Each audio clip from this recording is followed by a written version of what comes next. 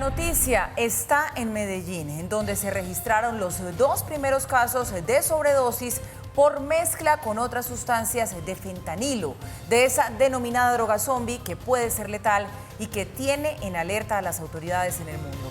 Hace unas cuantas semanas apenas habían incautado 300 dosis de fentanilo en el sector del Poblado.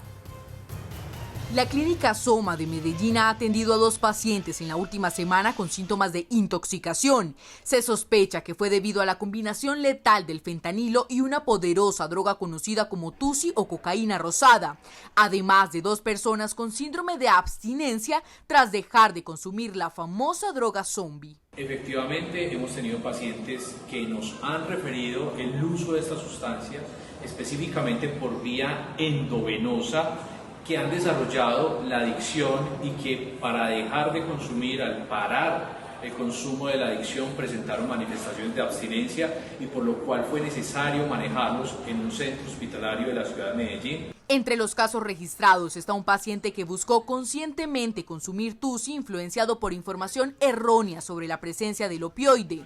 Este incidente destaca la desinformación que a menudo rodea a la ciudadanía respecto a las drogas. Esto nos genera grandes alertas, nos genera, digamos, una gran preocupación, porque si ya encontramos 1 o 2 pacientes que están consumiendo la sustancia, es muy probable que otras personas lo estén haciendo de la misma manera y se generen todas las complicaciones que hemos visto en otros lugares, como en Estados Unidos, en México y demás. Estos casos surgieron poco después de que las autoridades informaran sobre la incautación de cerca de 300 dosis de esta sustancia de manera ilegal.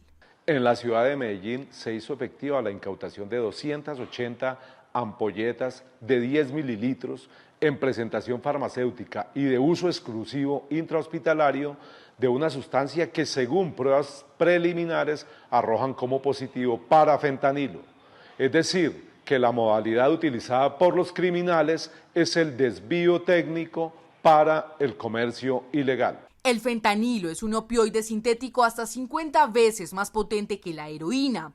Sin embargo, es importante aclarar que hay 2 tipos de fentanilo: el fentanilo farmacéutico y el fentanilo fabricado ilícitamente, que en este caso sería el causante de las intoxicaciones. Generalmente es mezclado con otras drogas para potencializar los efectos. Lo que hemos detectado es que el fentanilo calma al ser humano en todo el agite de esta vida postmoderna, rebaja la ansiedad y su intensidad se reduce en el tiempo, es decir, dura entre 3 y 6 horas máximo, lo cual implica un alto consumo, porque al acabarse el efecto más rápido que otras drogas, obviamente el que está ya adicto al fentanilo tiene que consumir más. Estos casos en Medellín subrayan la importancia de conocer los riesgos asociados con el consumo de sustancias ilícitas. Las autoridades tienen que desarrollar una vasta campaña de inteligencia para controlar que el fentanilo no logre masificarse en Medellín, Antioquia y en Colombia, porque eso sí sería definitivamente mucho peor para nuestra salud pública y mucho peor porque se crearía una nueva renta ilegal asociada ya no solo a la cocaína o a la marihuana, al tusi, etcétera, sino al fentanilo. Sin embargo, las autoridades e instituciones de salud afirmaron que están trabajando para abordar la problemática y prevenir futuros incidentes que puedan poner en peligro la vida de los ciudadanos. Bueno, ahí tienen ustedes primeros casos de fentanilo en Colombia, de abuso de fentanilo en Colombia, y eso es muy importante, pues en primera instancia, porque las víctimas de estos casos de excesos, pues evidentemente tienen serios problemas, pero en segundo lugar, porque hay de por medio una gran pregunta, y es si el fentanilo desplazará la coca y desplazará la cocaína y por lo tanto debilitará la economía ilegal en Colombia, o si entrará a sustituir esa producción de coca y de cocaína en Colombia y por lo tanto se convertirá en un nuevo negocio próspero. En el primer caso, si el fentanilo se produce en otras partes del mundo y desplaza el consumo de cocaína finalmente, pues Colombia debilita su economía ilegal para fortuna de todos y para beneficio de las instituciones. En el segundo caso nos esperan días más difíciles. Pues bien, dicen los expertos que hay una inmensa diferencia entre el fentanilo y la cocaína por una sencilla razón, porque el fentanilo, al ser un opioide y estar asociado con la depresión del sistema nervioso, un depresor del sistema nervioso, tiene efectos totalmente distintos a la cocaína, que es una droga estimulante, que es una droga del acelere, que es una droga de la actividad, y por lo tanto la demanda y los segmentos de mercado serían totalmente distintos. Una persona, dicen los conocedores, que está habituada a entrar en procesos de acelere, en procesos de estimulación con la cocaína o con algunos sucedáneos, no tiene ningún interés en el consumo de fentanilo, que por el contrario lo que hace es deprimir, dormir, adormecer, etcétera, etcétera.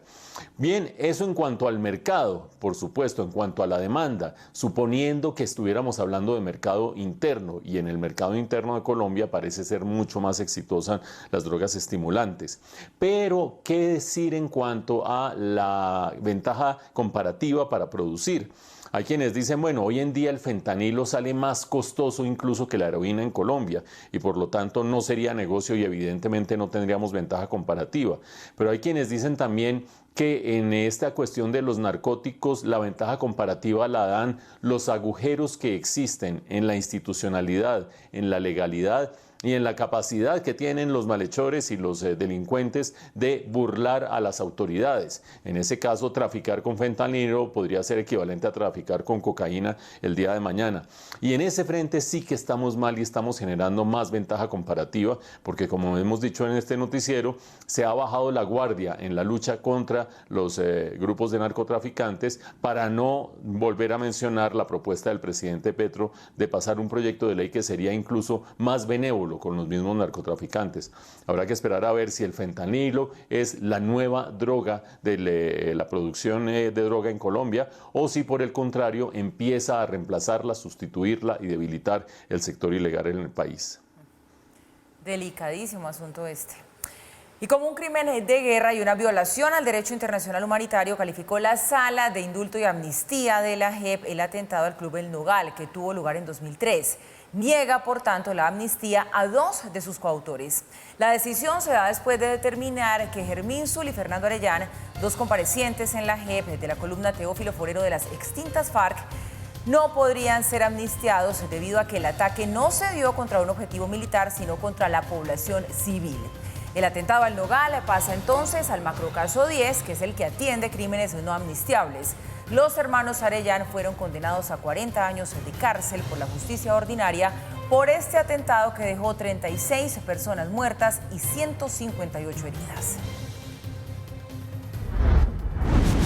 Bueno, había gran expectativa acerca de qué iba a decidir la JEP sobre este caso de los atentados al Club El Nogal. Acuérdense ustedes que la justicia ha encontrado como culpables a los hermanos Arellán, a Fernando Arellán y Hermín Zul Arellán, de este atentado atroz, macabro, a el Club El Nogal, y en consecuencia la justicia les ha dado una condena de 40 años. Pues bien, en medio de esa condena llega el mecanismo de la justicia transicional, producto del acuerdo de paz entre las FARC y el gobierno de Juan Manuel Santos. Llega ese mecanismo de la JEP que evalúa a ver qué hacer con este caso. Y en concreto, estaba evaluando si este delito era o no era amnistiable. Y la decisión importante del día de hoy de la JEP es que el delito no es amnistiable.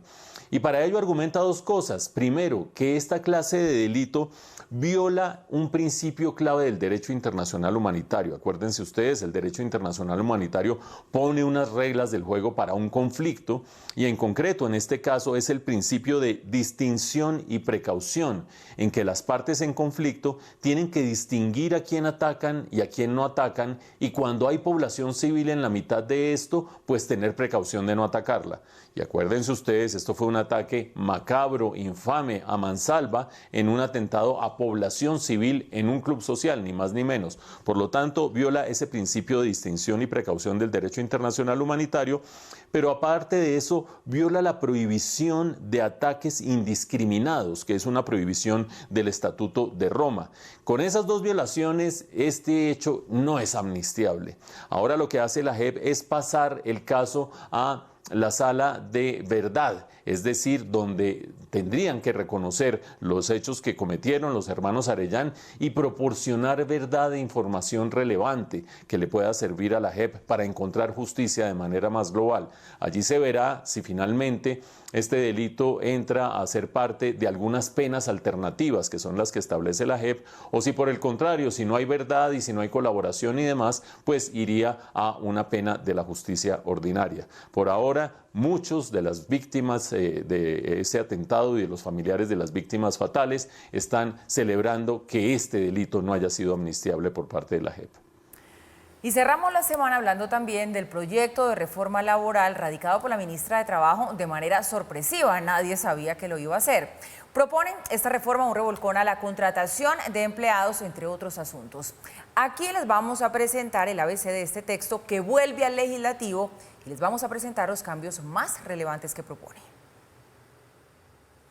La reforma laboral 2.0 llegó al Congreso. El texto mantiene artículos esenciales del proyecto que se hundió en la legislatura pasada. La duración máxima de la jornada laboral será de 8 horas al día, las horas extras de trabajo no podrán excederse de 2 horas diarias, el recargo nocturno empezará desde las 7 de la noche y los dominicales y festivos tendrán un recargo del 100%. Uno de los temas gruesos de la reforma tiene que ver con las reglas para contratar a los trabajadores. Lo ideal será que las empresas contraten a término indefinido, pero se permitirán los contratos a término fijo y por obra labor. Deberán ser superiores a 1 mes y hasta por 3 años. Además, se prohibirá a las empresas privadas contratar mediante prestación de servicios. El proyecto también regula el trabajo en plataformas digitales de reparto. En este punto hay un cambio, pues podrá haber 2 tipos de relación laboral.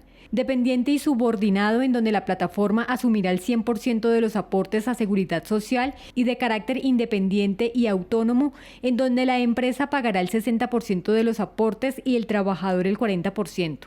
También se buscará formalizar mediante contratos los trabajos agropecuarios, de servicio doméstico, de transporte y de abastos.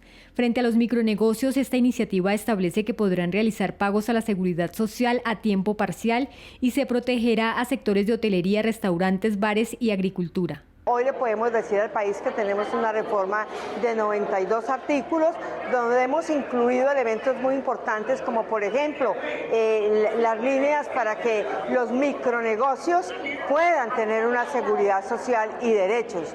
Un segundo elemento para que la contratación a tiempo parcial y con derechos también permite que todos, muchos sectores puedan entrar también a la formalización. La reforma trae un capítulo sobre tercerización. Permitirá a empresas subcontratar la realización de obras o servicios, pero deberán ser solidariamente responsables de las obligaciones salariales, prestacionales e indemnizatorias contraídas. El proyecto también fija algunas condiciones para empresas con más de 50 empleados, como contratar a trabajadores con discapacidad e implementar cierto porcentaje en modalidad de teletrabajo. Diferentes gremios económicos se pronunciaron sobre la reforma 2.0. Cometió el grave error de desaprovechar el espacio de más de 2 meses para escuchar a todos los sectores, incluir ideas, propuestas como las que ha tenido Finalco y insistir en la esencia que fue el incremento de los costos laborales. Si bien es cierto que se atendieron pocos temas, estos se hicieron de forma parcial y se mantuvieron la mayoría de forma igual a como estaba presentada, por lo que sigue persistiendo una preocupación importante que afecta el desarrollo de todo el sector empresarial. Esperamos que sea una reforma que lleve a mejorar un indicador muy negativo en Colombia como es la informalidad. A pesar que hay un capítulo, no tiene los elementos suficientes para que los microestablecimientos entren en el torrente formal. En un comunicado, la CGT también criticó que no hayan convocado a muchas organizaciones sindicales a construir el proyecto y piden que el articulado esté pensado en generar empleo. Bueno, siguen los análisis para arriba y para abajo para tratar de identificar qué aspectos distintos tiene el nuevo proyecto de reforma laboral, que recuerden ustedes, pues ha generado un gran debate porque no fue objeto de concertación, ni de socialización, ni de ningún tipo de discusión con los actores que en el semestre pasado habían tenido discusiones, propuestas y demás, quizás con la única excepción del gremio de las apps. Y ya vamos a aclarar de qué estamos hablando. Pero hay que tener presente que, como decíamos ayer, la esencia de la reforma se sigue conservando. ¿Qué quiero decir con eso? Que al trabajo formal se propone mejorarle las condiciones, ampliando la jornada nocturna y por lo tanto la remuneración en las horas de trabajo de esa jornada. Asimismo, aumentando la prima para los fines de semana, para los dominicales, para los festivos. Y todo eso significa que en el trabajo formal se mejoran las condiciones de quienes estén empleados allí. Pero quienes no estén empleados allí, pues no hay ningún incentivo para el empleo. Pero lo que es peor, es posible que el trabajo formal se reduzca porque en medio de una desaceleración económica algunos empleadores optarán o por llevar a sus empleados a la informalidad o sencillamente terminar el contrato de trabajo con varios de ellos. Pero en medio de esa esencia que se sigue conservando, hay dos o tres cosas que vale la pena destacar. La primera de ellas, justamente la de las apps, los trabajadores que trabajan para las apps, los domiciliarios, etcétera, que van a poder tener dos tipos de contrato de trabajo, un contrato formal, totalmente formal, con todas sus prestaciones y demás, o un contrato de tiempo parcial en calidad de independientes, en el cual los empleadores tendrán que pagar una parte de la seguridad social de estos trabajadores, pero ellos tendrán la libertad de tener más tiempo de trabajo, menos tiempo de trabajo, hacer otras actividades, que era lo que buscaban esos trabajadores en gran medida. Por lo tanto, esa es una de las pocas dimensiones en las que ha habido nueva concertación y se ha llegado a nuevos acuerdos. Y otro aspecto que vale la pena destacar es el que tiene que ver con la queja que ha tenido el gremio de Andesco, que dice que es inaudito que en esta reforma se esté pretendiendo permitir el derecho a la huelga en los servicios públicos esenciales, por dos razones. La primera de ellas, porque una huelga en un servicio esencial perjudica a toda la población de manera muy grave, pero en segunda instancia, porque está prohibido por la Constitución. Es raro, peculiar, por decirlo menos, que un proyecto de reforma laboral tenga un artículo que de seguro sería tumbado por la Corte Constitucional en caso de ser aprobado por el Congreso. De cualquier manera, en medio de todo esto, llama la atención poderosamente la posición de uno de los gremios, la CGT, que dice: este proyecto de reforma no fue concertado, no se tuvo en cuenta la comisión que se dedica a estudiar las cuestiones laborales y salariales. Estamos de acuerdo con la ANDI y con FENALCO, dice la CGT, y creemos que esta reforma no refleja un verdadero consenso que lleve a la creación de nuevo empleo. Y sin empleo no hay sindicatos, también redondea la CGT. Apenas comienza este nuevo debate sin muchos augurios, según los expertos, de que tenga un buen paso en el Congreso de la República. Una vez más, Nicolás Petro compareció este viernes ante la Fiscalía. La diligencia se llevó a cabo en la sede de la entidad en Barranquilla. A las 9:10 de la mañana llegó el fiscal Mario Burgos a la Torre Mansur. 10 minutos después, en medio de un muy fuerte dispositivo de seguridad, llegó el hijo del presidente, quien permaneció durante 2 horas entregando sus declaraciones y pruebas en la investigación que adelanta la Fiscalía por ese presunto ingreso irregular de dinero de Samuel Santander López Sierra y de Gabriel Ilzaca a la campaña presidencial de Gustavo Petro. De la diligencia solamente se conocen esas imágenes que ustedes ya veían al comienzo, mientras el proceso sigue su curso de manera reservada. Sin embargo, llamó la atención que unos minutos después de que terminara esa diligencia de Nicolás Petro, su ex esposa Dey Vázquez publicara un mensaje en la red social X. Esto fue lo que escribió, miren ustedes, una frase muy corta: hay sangre en la arena y no es del torero. ¿A quién se refiere? ¿A quién dirigía el mensaje? ¿Qué quería decir? Bueno, pues esa es la pregunta. Un amplio grupo de oficiales de la policía pasó su carta irrevocable de retiro. Más de 30 oficiales pidieron la baja justo cuando la policía está adelantando una estrategia para reincorporar uniformados que hayan ya hecho parte de la institución. Esta es la segunda desbandada de militares y policías en menos de 6 meses. En los últimos días se conoció de la salida de un nuevo grupo de policías que decidieron retirarse de la institución, la mayoría de ellos oficiales. En total fueron 32 uniformados que decidieron pedir la baja, muchos de ellos después de permanecer más de 20 años en la institución. Del total, 18 son tenientes coronel, un mayor, 6 capitanes, 4 tenientes y 3 subtenientes. En el documento se aclara que el retiro de su servicio activo fue voluntario y por solicitud propia. El pasado mes de marzo, una salida masiva también se presentó en esa época. En ese entonces, fueron 43 militares quienes decidieron colgar el camuflado. Para esa fecha, el ministro de Defensa salió a aclarar que esta era una situación normal y que la salida de los uniformados era algo cíclico que se daba en las fuerzas militares y la fuerza pública. Al interior de la policía y el ejército, se trata de establecer el por qué, con tanta recurrencia, estas solicitudes de retiro, sobre todo de oficiales de rango alto que por su grado serían los más próximos a ocupar comandancias de metropolitanas y dependencias de alta responsabilidad. Con esta, que sería la segunda salida en masa de oficiales y suboficiales, se suman al día de hoy 50 generales que se retiraron y otro nutrido grupo de oficiales y suboficiales que tomaron la misma decisión. Es así como en el gobierno Petro se ha dado el mayor número de salida de uniformados en la historia de Colombia durante las 3 últimas décadas de las fuerzas militares. Bueno, a mucha gente la tomó por sorpresa este retiro de 32 oficiales de la policía, donde tenemos coroneles, capitanes, tenientes, y la tomó por sorpresa porque pensaban que la institución de la policía, después de tantos altibajos y después de tantos cambios y ajustes, ya estaba relativamente estabilizada. Pues no, vean ustedes que siguen saliendo oficiales de la fuerza pública, en este caso de la policía, eso sí, con el argumento y la aclaración de parte de las autoridades de que se trata de un retiro voluntario, es decir, que no se ha pedido la renuncia e iniciado de baja a nadie en este proceso, sino que es un retiro voluntario, pero además de eso, que son oficiales que ya llevaban mucho tiempo en la institución, dicen los comunicados de la institución que llevaban más de 20 años. Pero eso no cambia la esencia del asunto. ¿Cuál es la esencia del asunto? Que la fuerza pública en Colombia se sigue diezmando. Acuérdense ustedes que cuando entró el gobierno de Gustavo Petro salieron 50 generales del país, de la fuerza pública, y además de eso salieron 10 almirantes. Si ustedes quieren sumar, pues hagan las cuentas y ahí queda claro que cuando alguien afirma que se defenestró la fuerza pública con la llegada del gobierno, pues está apuntándole en el sentido correcto.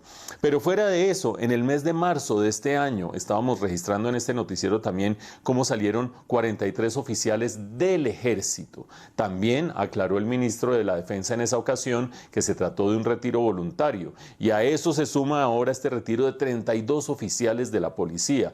Claramente algo está pasando, y dicen los que saben y dicen los mismos protagonistas de estos hechos que hay una decepción, que hay un desánimo de parte de estos oficiales que se retiran del ejército, de la fuerza pública, y lo atribuyen a 3 cosas. Primero, dicen que están mal remunerados. Segundo, dicen que no tienen un adecuado acompañamiento jurídico de parte de la institución cuando se presentan algún tipo de líos relacionados con presuntas violaciones de derechos humanos y demás. Pero tercero, dicen que la población los maltrata, pero la misma institución los maltrata e incluso que el Estado mismo los maltrata. Y ponen como ejemplo el caso en el que más de 70 policías fueron secuestrados en San Vicente del Caguán, y el ministro del Interior salió a decir que no era un secuestro, sino que era un cerco humanitario. Claramente en esas condiciones el desánimo reina e impera en la fuerza pública, a lo cual hay que sumarle algo más, que la fuerza pública ha hecho una retracción, se ha recogido en medio de los procesos de diálogos y negociaciones, o negociaciones todavía no, pero sí diálogos con grupos ilegales de la paz total. Acuérdense ustedes de esta cifra. En el primer año de este gobierno de Gustavo Petro, los enfrentamientos entre la fuerza pública y grupos ilegales se redujeron 42%. Ahí también hay parte de la explicación del desánimo en la fuerza pública.